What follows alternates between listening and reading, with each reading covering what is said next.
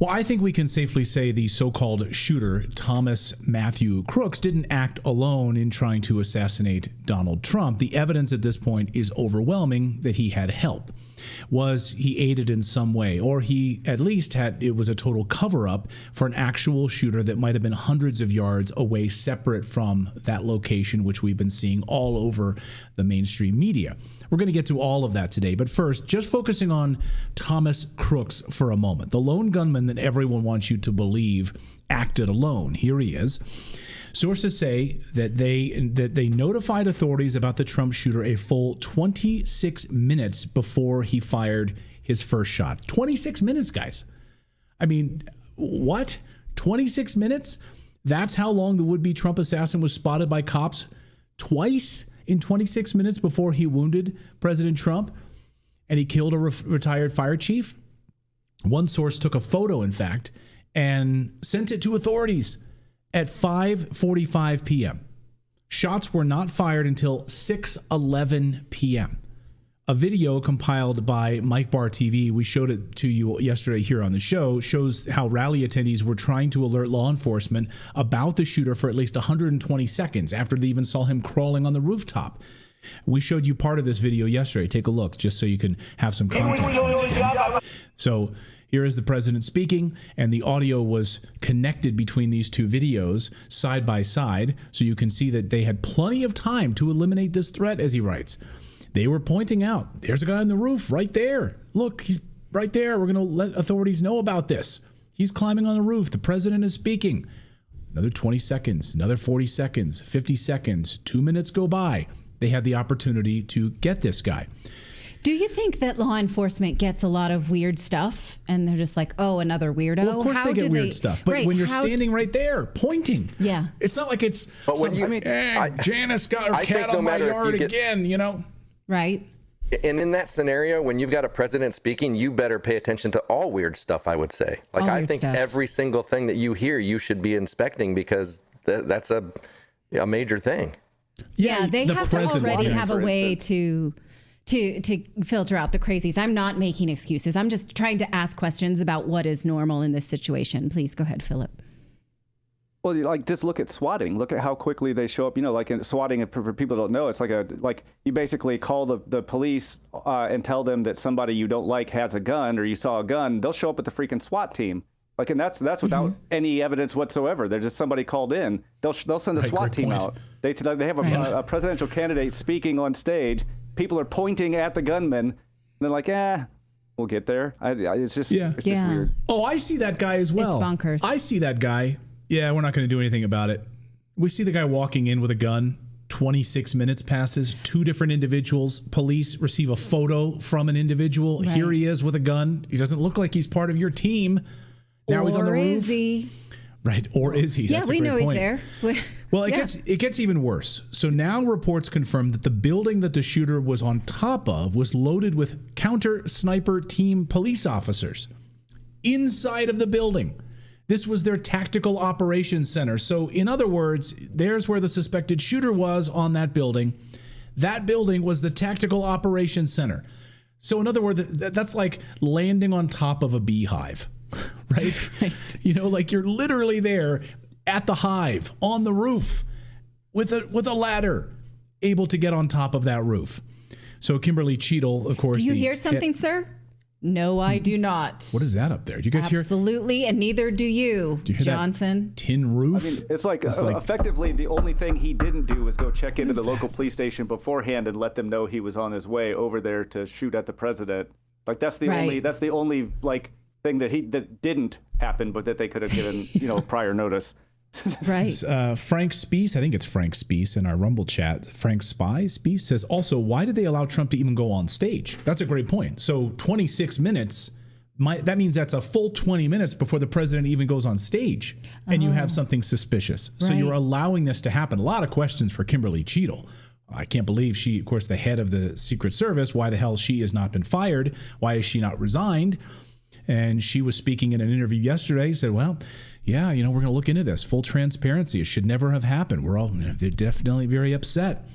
And she says that the building that Crooks was on top of wasn't part of the Secret Service responsibility.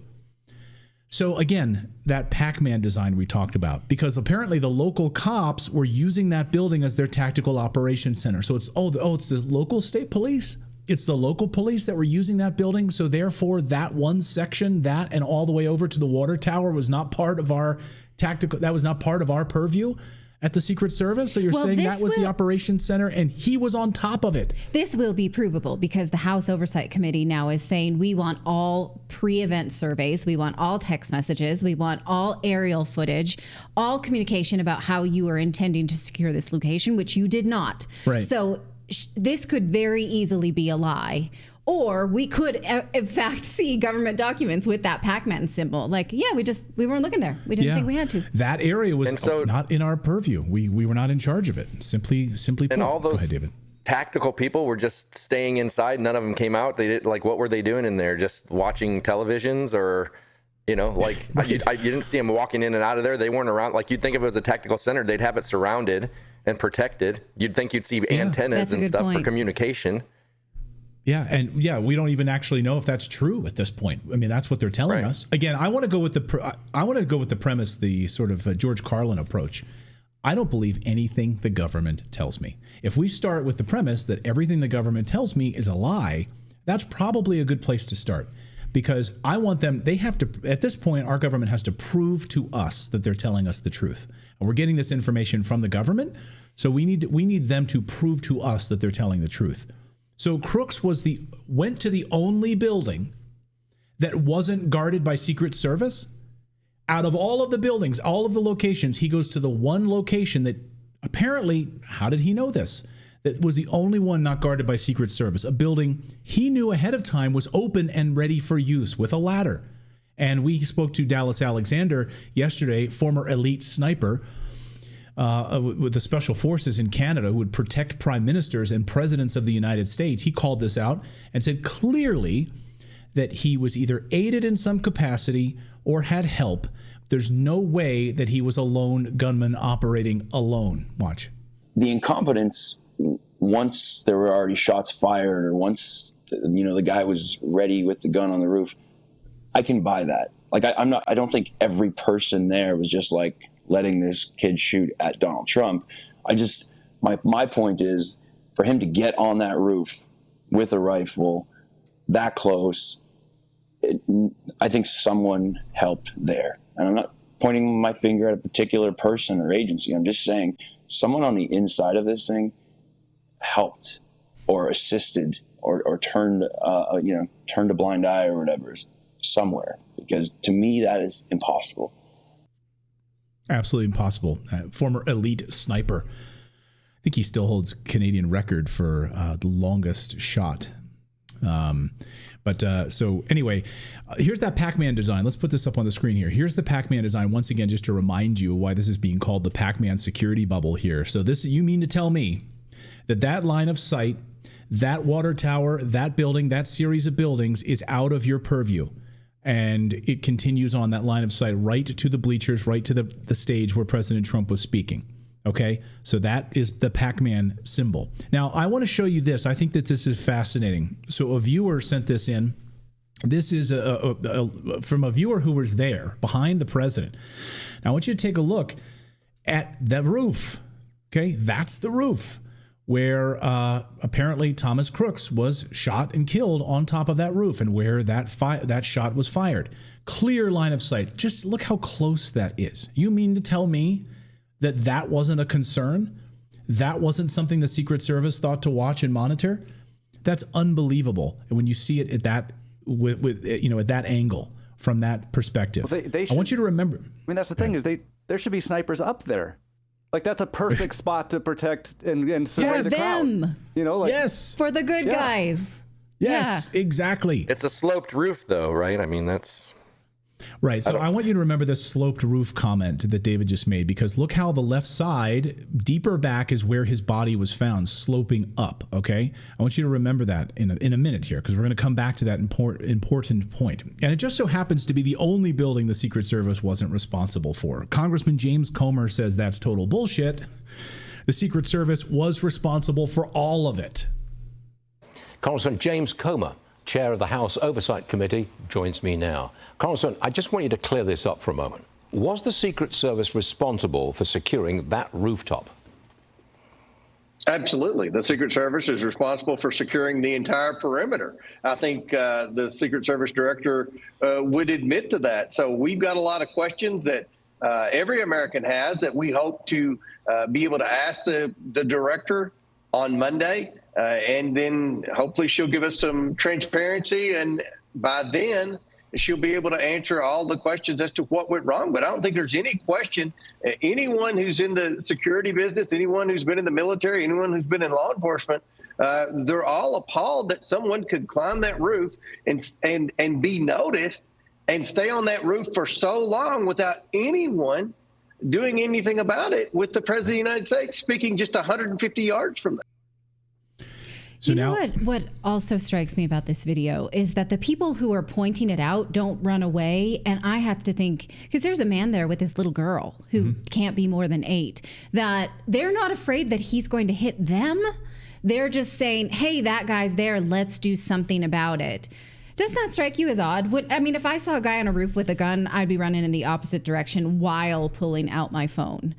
I don't think if you look at the video, you don't really see the gun, though. So it's possible they just were saying, hey, there's a guy on the roof. I didn't see a gun at that point either. Okay, that's so a good point, too. Well, no. However, you'll recall the BBC interview and the gentleman we showed a few days ago here on the show. He said we saw him climbing up the roof with a gun, and we notified police. We told them. So he saw a gun, confirmed that to the BBC. They had a gun. They saw a long rifle. They didn't know exactly what it was, who he was, but they alerted police. So there was awareness about a gun. Maybe not everyone saw the gun. Right. You know, to your point. Maybe I'm outing myself as a coward, because if I see that, a strange dude on a roof with a gun and everyone's going like that, then I'm going to be running the other direction. Yeah. But I'll also pull out my phone. Yeah, well, for sure. So now we're learning a lot more about this Trump shooter, and it's very mysterious. So there's more pieces we're going to get to here in a second, and wait till you see what I'm going to show you in just a few moments here. But Thomas Matthew Crooks, the Wall Street Journal, now doing a deeper dive on this mystery around the Trump shooter. So what we learned today from both the New York Times and the Wall Street Journal is that they have zero information. They've now tapped into his phone.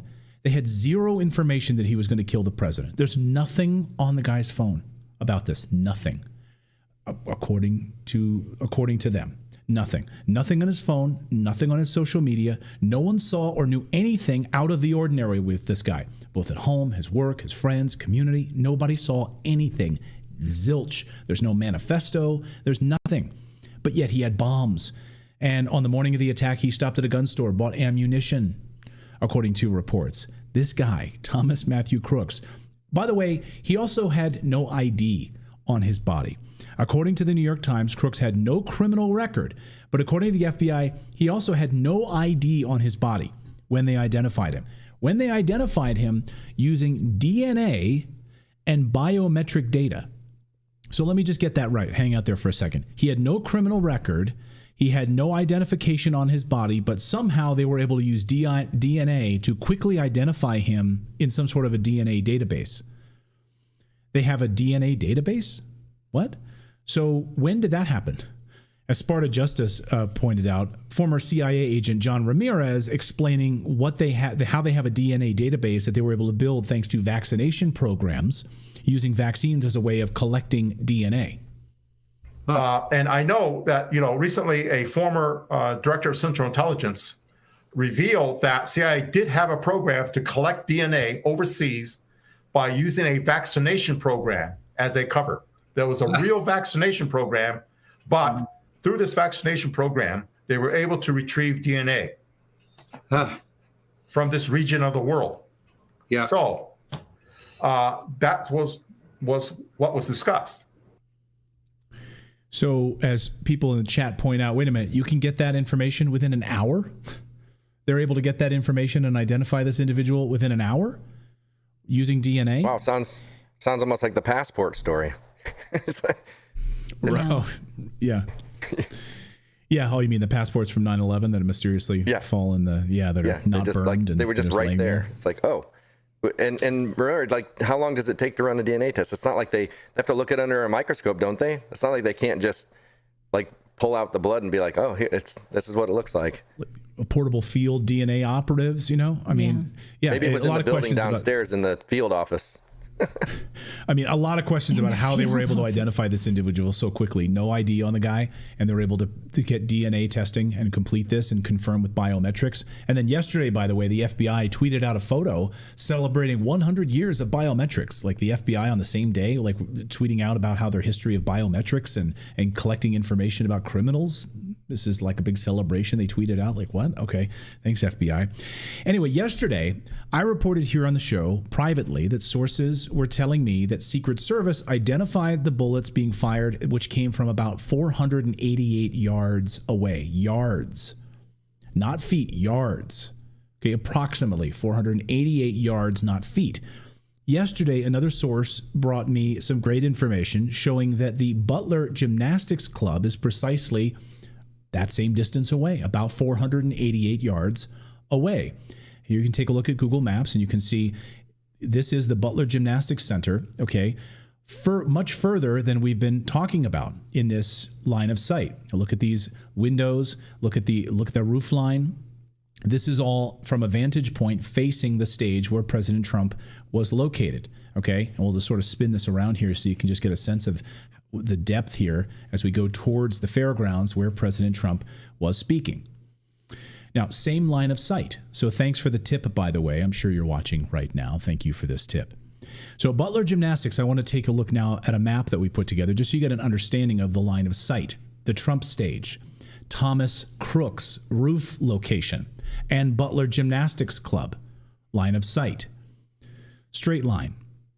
And now let's just plug in the distance to confirm this, in which I did, using latitude and longitude and using the distance calculator to identify the distance on this location, from this location. And very simple to do. Once you have the actual coordinates, plug in the coordinates between Butler Gymnastics Club. And we're not saying, by the way, that anything happened there. We don't know. But that is a perfect line of sight. And here's the distance then to the stage. You're able to place this right here and then calculate the distance from the Butler Gymnastics Club across that field right to the stage at the fairgrounds where President Trump was speaking. And as you can see, the distance there right above it is about 0.2885 of a mile, which is about almost exactly 500 yards, roughly, give or take a few yards, depending on where, if there was a shooter in that location, where those yards would have, could have been 490, 495, something like that. So more information. We contacted the Butler Gymnastics Club today, waiting for a response from them because right now they're closed for the summer on Saturdays.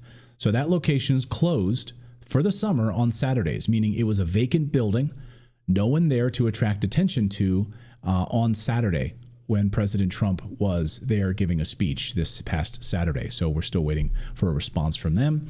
If anyone was in that building, we'd love to know about it. So just to paint a picture here, the Crooks rooftop was only 150 yards away where Thomas Crooks' body was found.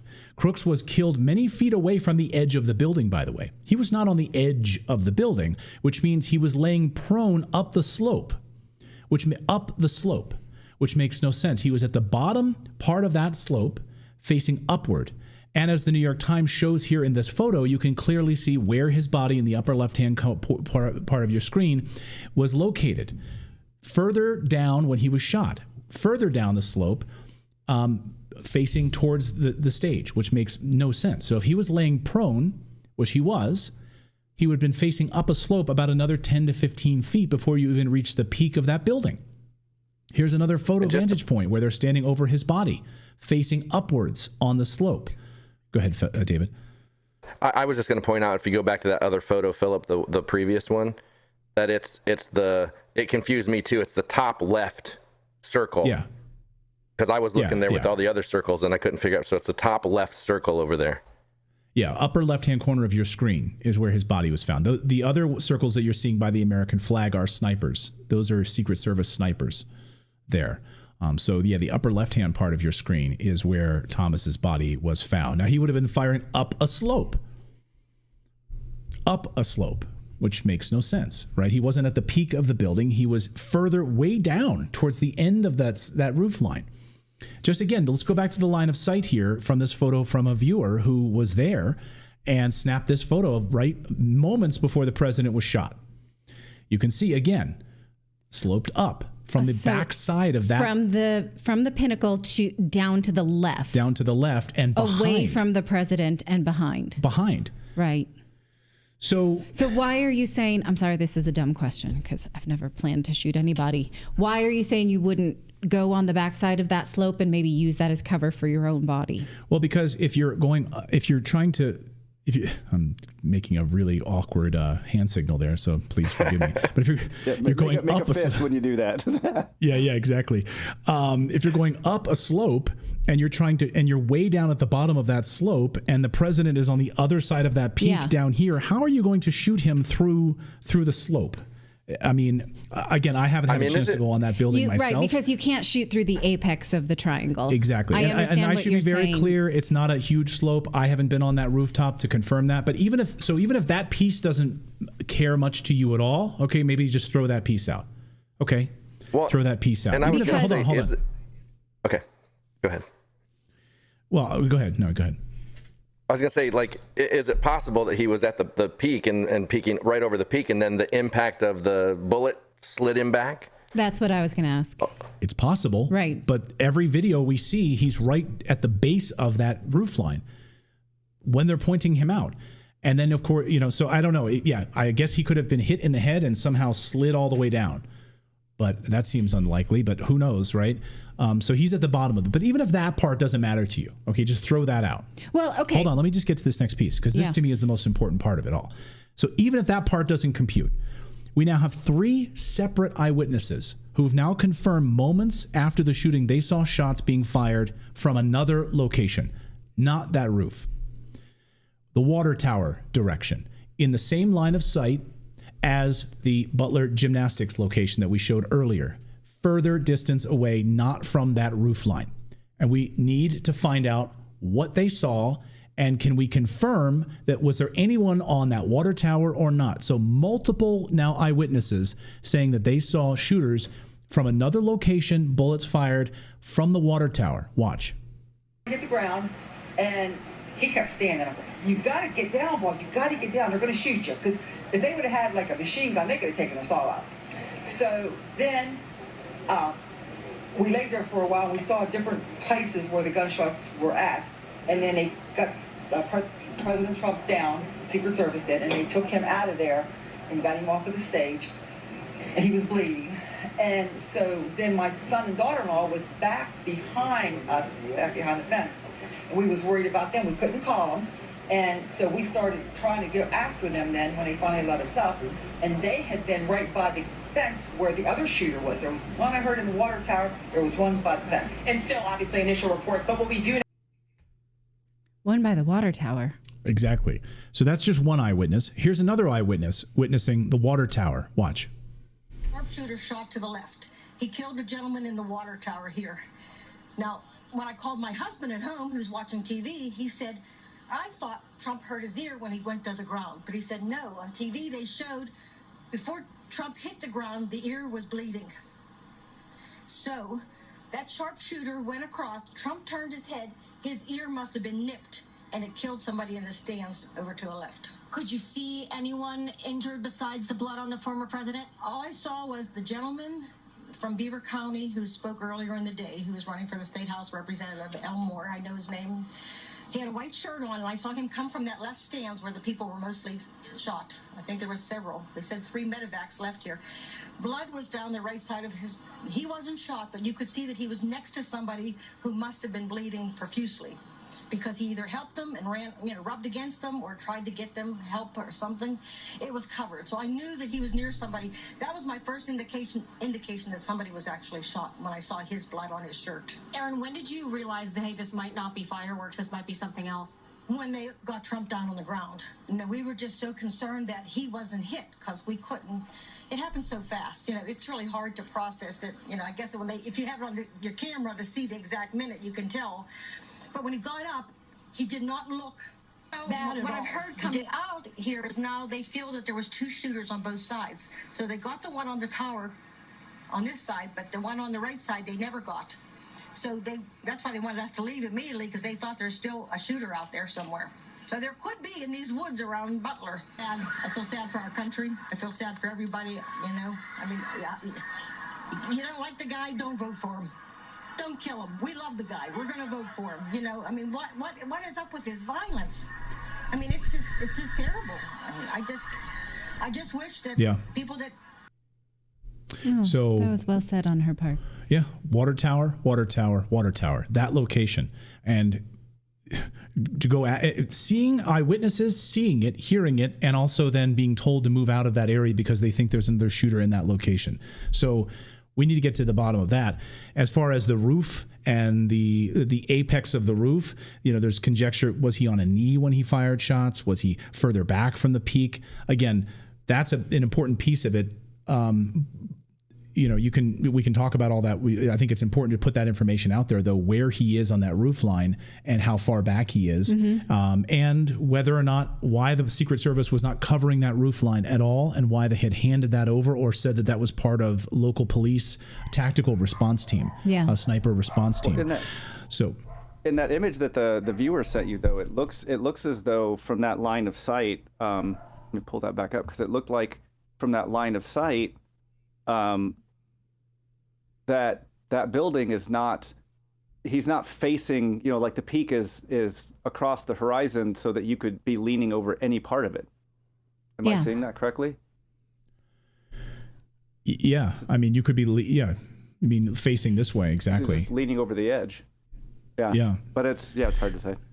But if he's in the back left, as we see in that New York Times photo, you know, again, that's back to the left of this particular building. So a lot of things we don't have answers to yet. We're still digging into this. We're not going to let this go because we have eyewitnesses, and they're all. I think the official response on this is very telling. When they're all telling you that this is one guy, here's who did it, here's his DNA results, we know who he is, we're going through his phone right now, here's the information. Okay, great. What about all the eyewitnesses that say something else happened? Mm-hmm. What about the Secret Service individuals and sources who said these bullets were fired at over 400 yards away? Well, also what gets my spidey sense up is as soon as the government and the media says these conspiracies are false, we're only 4 days out. That all conspiracies should be open questions at this point. Everything should be okay to ask and not decide which things are not okay to ask and which things are conspiracy. So as soon as I see that the #1 video on the Wall Street Journal's page today is all the conspiracies, debunking the conspiracies around the Trump shooting, we don't know anything. Everything is open game at this point. Then I'm like, okay, these are the questions they don't want us to ask, so let's ask them. Yeah, once they start mocking you for asking questions, you know you're on to something here. Right? Go ahead, Philip. Well, an investigation takes time. Anytime, I'm always super skeptical. Anytime within like an hour or two after an event, they know exactly what happened. Like the hell you do. You know what you know right now. You don't know anything that you haven't looked into yet. Like look into things and then get back to us. Like do an investigation.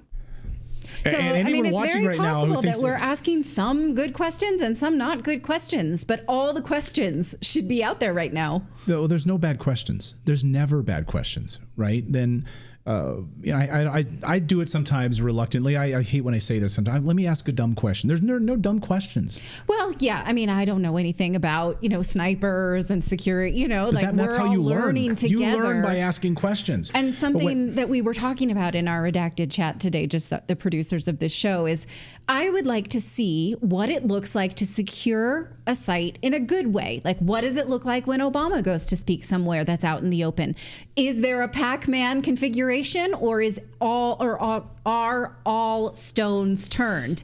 What does that pre-site survey look like? How do they choose who goes with Obama? This is all pertinent information. Unfortunately, it's secret information, so they don't tell us. But we need to be able to juxtapose this between what's normal and right and proper and good and safe and what happened over the weekend. Also, we should point out regarding that slope comment earlier, we were talking about the slope of this roof. The Secret Service director says that the rooftop itself was too steep for the Secret Service to be on. The rooftop where Thomas Crook's body was found, that's from the Secret Service director. That was too steep for the Secret Service to be on. Really? It's just as steep as the other building where the snipers were located. It makes no sense at all. I thought the slope of the one where the Secret Service was, where the police were, was even more sloped. It looked right, like because it was a smaller building. I mean, that's likely like a 312 pitch. The building that the guy was shooting from. Like, to put it in perspective, my grandparents had a 512 pitch, which is a steeper roof, and I shingled their roof in sandals and didn't fall off. Like a 312 roof, you could run across it without any fear of falling. You're not going to fall unless you're. Is that rise over run? What you're giving us there? Yeah. Okay. Yeah. So then 312 is like 3 inches per foot. It's not a steep roof at all. So I mean, there's no way that was too steep to put a sniper on. It was a dog could walk across it just fine. Okay, a dog. Well,